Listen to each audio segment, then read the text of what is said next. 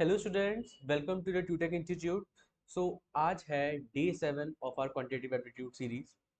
आज की क्लास में हम कवर करेंगे one of the fundamental topics जो जिसके 2 या 3 क्वेश्चंस जो हैं पेपर में पूछ लिए जाते हैं। This topic is HCF and LCM. वैसे तो ये टॉपिक नंबर सिस्टम का ही पार्ट है, बट कुछ बुक्स में इनको अलग चैप्टर के थ्रू समझाया जाता है एंड कुछ कुछ बुक्स में इनको नंबर सिस्टम के अंदर ही जो है एक्सप्लेन कर दिया जाता है। हमारा मेन पॉइंट ऑफ कंसर्न ये नहीं है कि ये अलग चैप्टर है या फिर नंबर सिस्टम के विद इन।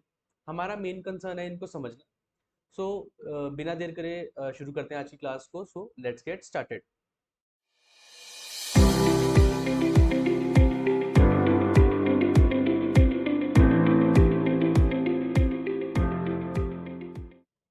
आज का टॉपिक एलसीएम एंड एचसीएफ।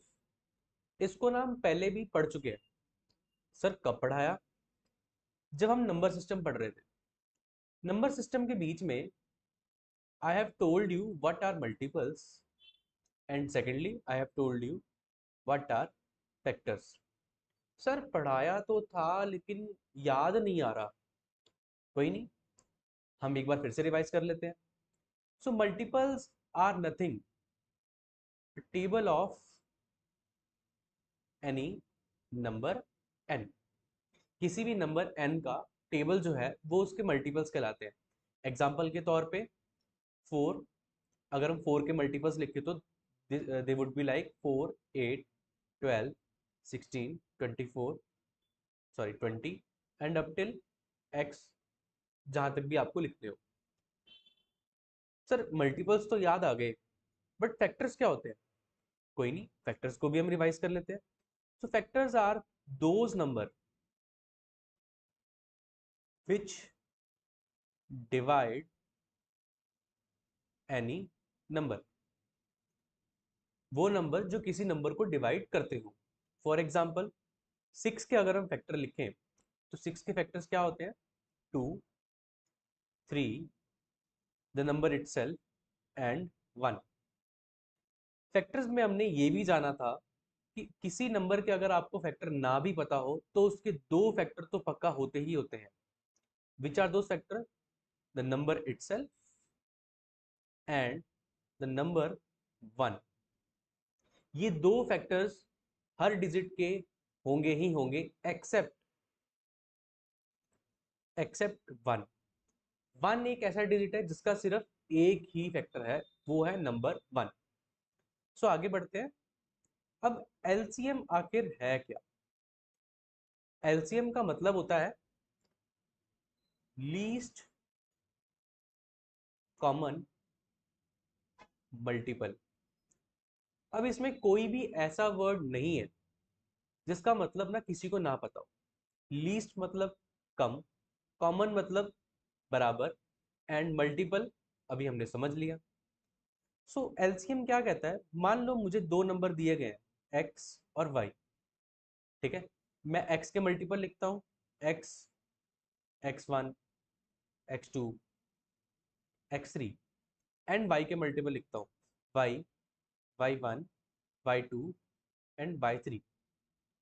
यहाँ पे तो चलो हमने वेरिएबल ली है, बट जस्ट इन केस मान लेते हैं कि y और x सेम है। सिमिलरली y1 और सॉरी y1 और x3 सेम है। अब ये दोनों तो हो गए कॉमन। तो क्या सर इन दोनों को हम लेना है? नहीं, हम लेंगे सबसे छोटे कॉमन मल्टीपल को, जो है ये दोनों, यानी x1 और y1, y ओनली। ये तो हो गया हमारा एलसीएम। अब इनको नंबर के थ्रू भी समझ लेते हैं। सपोज आपको एलसीएम फाइंड करना है 4 और 6 का, तो पहले 4 और 6 को इस फॉर्म में लिखते हैं। इनका प्राइम फैक्टराइजेशन हम करेंगे तो यहाँ पे 2 आ जाएगा, यहाँ पे 3, देन अगेन 2 एंड 3, 3। इसका एलसीएम जो है वो ये आएगा, दैट इज 2 2 जा 4 एंड 4 3 जा 12। एंड हम इसे मैन्युअली भी वेरीफाई कर सकते हैं। हाउ? 4 का टेबल लिखते हैं, 4 8, 12 एंड 16। 6 का टेबल लिखते हैं। 6, 12, 18, 24। यहाँ पे 12 कॉमन आ रहा है। नो डाउट आगे चल के 24 भी कॉमन आएगा, बट मुझे 24 से कोई लेना देना है ही नहीं। मेरे लिए मेन कंसर्न क्या है? The digit 12।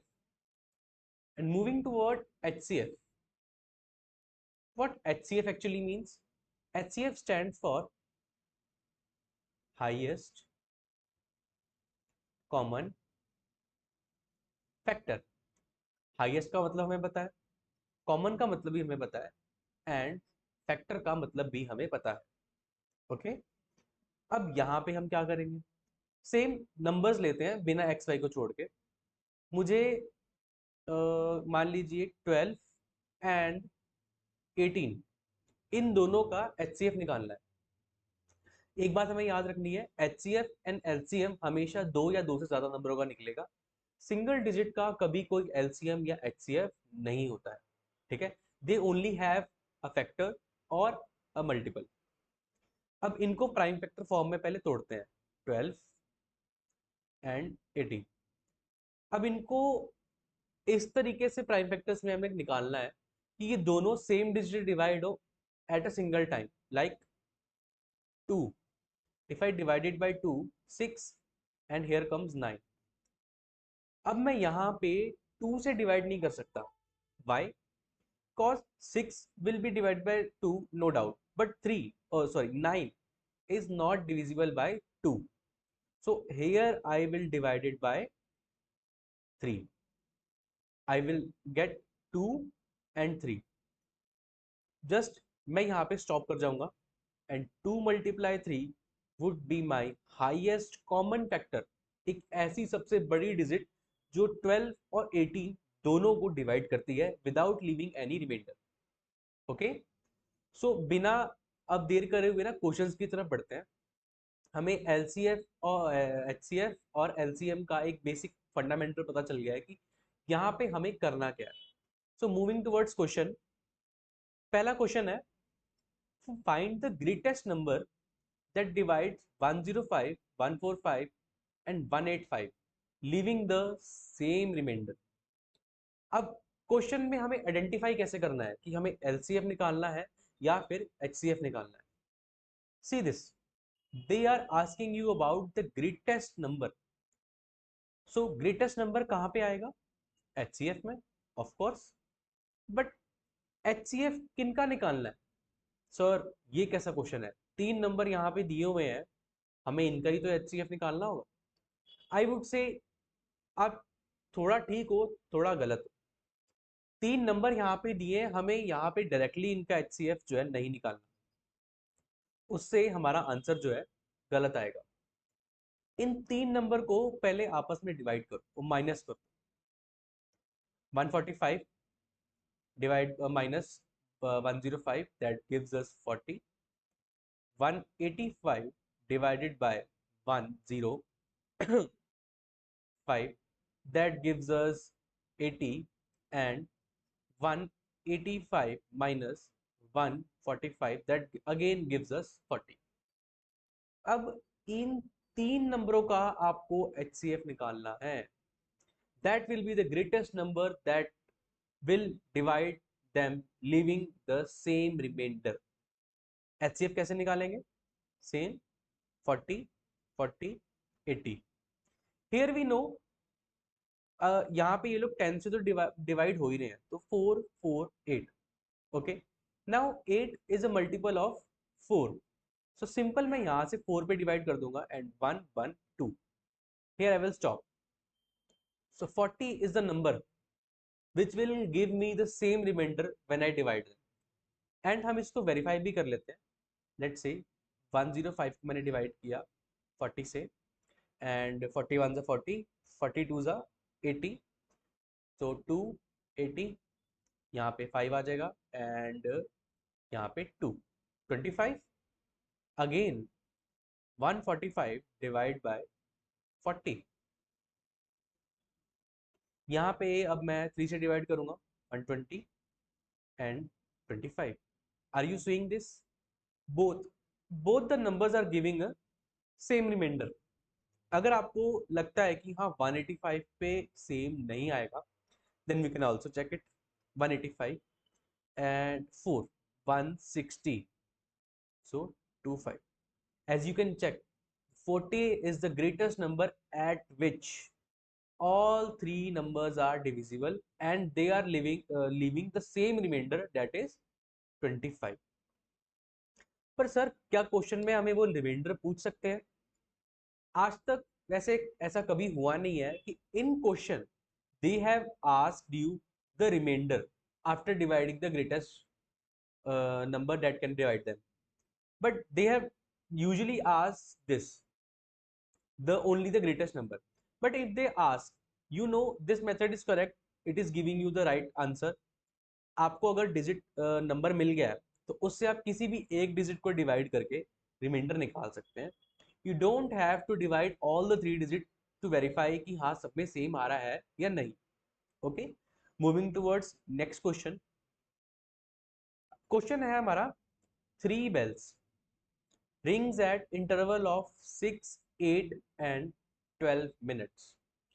If they ring together at 10 a.m., when they will ring together again? This is our question. अब यहाँ पे हमें HCF नहीं निकालना. They are asking us about LCM. Sir LCM का कैसे पता चला हमें? लेकिन LCM का पता हमें ऐसे चला. They are asking how when they will ring together, the least amount of time that they can ring together. It means they are asking the least amount of time that they can ring together. वो तभी होगा जब इनके multiples common होंगे और वो सबसे छोटे भी होंगे. ठीक है, सो इनका एलसीएम निकालना है हमें. 6, 8 और 12 दोनों का एलसीएम निकालेंगे. 3, 4, 6 and then 2, 3, 2. Let's do directly 4 here. 4 here and 3, 4 and again यहाँ पे मैं 3 कर दूंगा cos 1, 2 will be divided there and sorry 1, 1, 1, 1. Okay, so 4 2s are 8 and 8 3s are 24. 24 is the digit. 24 minutes में ये जो है दोबारा रिंग करेगी. So my time would be 10:24 a.m. At this time all the rings, all the 3 bells will ring together.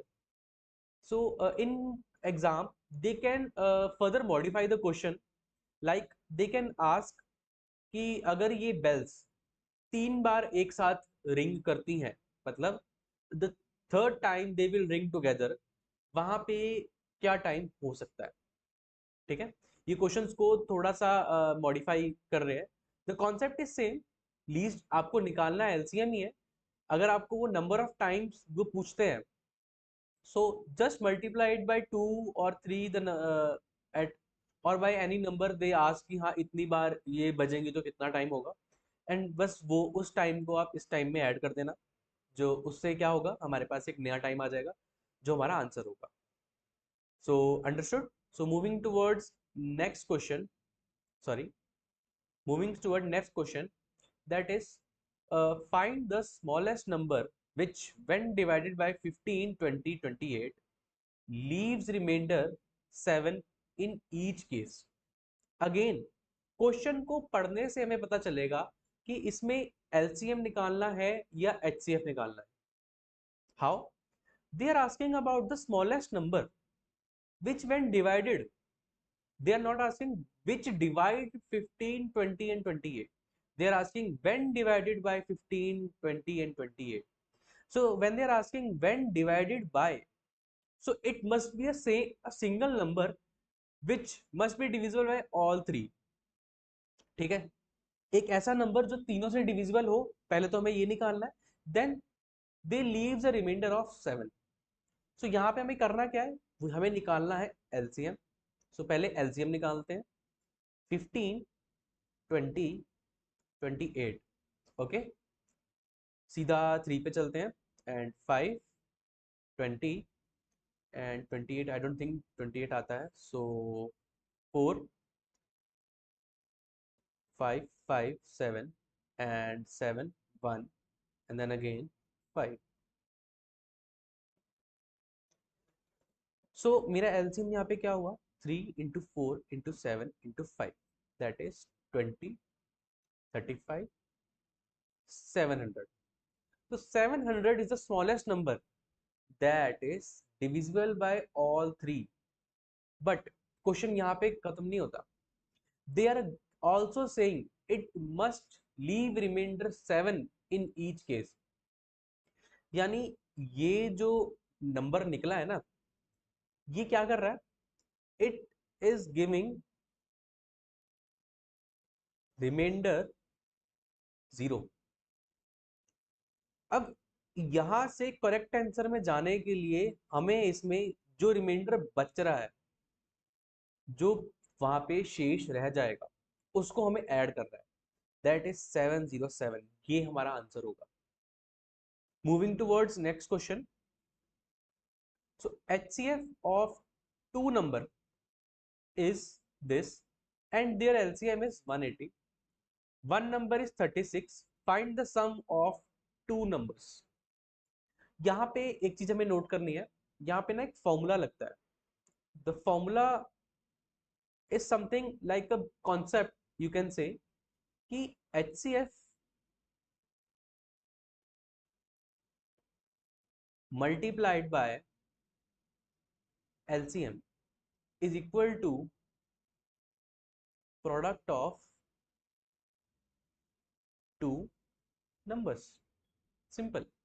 यहाँ पे हमें कोई भी 3 चीजें दी होंगी इस टाइप के क्वेश्चंस में, and we need to find the other digit.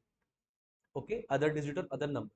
यहाँ पे हमें LCM दिया है, HCF दिया है, and a product is one of the number is also given, multiplied by x. We can take the another number as x.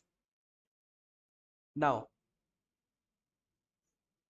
divide, we will get x, and dividing by 3, and here comes 60. So x is equal to 60. The another number is 60. What they have asked, find the sum of two number. Again I am telling you again and again कि answer tick करने से पहले अपना question एक बार जरूर पढ़ लें. Question में वो कह रहा है कि हमें सम ऑफ टू नंबर्स चाहिए. अक्सर ऐसा होता है कि due to the pressure of examination हम गलती क्या करते हैं, वी सी कि हाँ हमारा x आ गया और हम 60 ऑप्शन में देख के उसको टिक कर देते हैं. And and one of the most जो ब्लंडर मैं कह सकता हूँ लोग करते हैं कि दे एग्जामिनेशन वाले, कि वहां पे वो 60 लिखते भी हैं कि लोगों से गलतियां हो, उनको लगे कि हाँ यही मेरा सही आंसर है. So they are asking sum. 36 plus 60 will be my answer for this question. Okay, moving toward next question. The greatest number that divides 122, 170 and 218 leaving the same remainder. I think that's a similar question जो हमने पहला question किया था उससे similar है. आइए इसको भी करते हैं. सो 170 minus 122, 170 sorry 218 minus 122 and 218 minus 170.